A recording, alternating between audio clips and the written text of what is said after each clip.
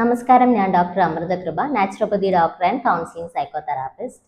എൻ്റെ അടുത്ത് വരുന്ന മിക്ക ഡയബറ്റിക് പേഷ്യൻസും എൻ്റെ അടുത്ത് പറയാറുള്ള ഒരു കാര്യമാണ്, ഡയബറ്റീസ് ആണെന്ന് അറിഞ്ഞതിന് ശേഷം ഞാൻ ഫ്രൂട്ട്സ് തൊട്ടിട്ടേ ഇല്ല, ഞാൻ ഫ്രൂട്ട്സ് പാടെ ഒഴിവാക്കി എന്നുള്ളത്.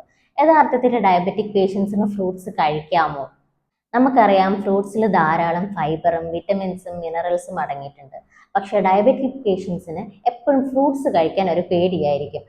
ഗ്ലൈസിമിക് ഇൻഡെക്സ് കൂടുതൽ അടങ്ങിയിരിക്കുന്ന ആഹാരങ്ങൾ നമ്മൾ കഴിക്കുകയാണെങ്കിൽ എന്തായാലും ഡയബറ്റീസ് കൂടുക തന്നെ ചെയ്യും.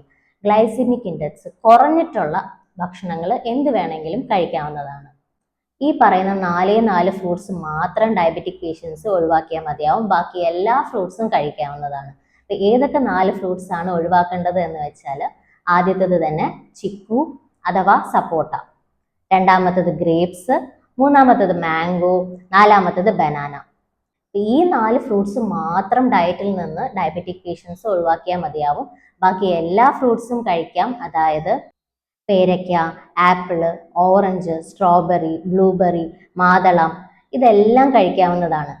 കാരണം ഇതിലെല്ലാം ലോ ഗ്ലൈസെമിക് ഇൻഡെക്സ് ആണ് ഉള്ളത്.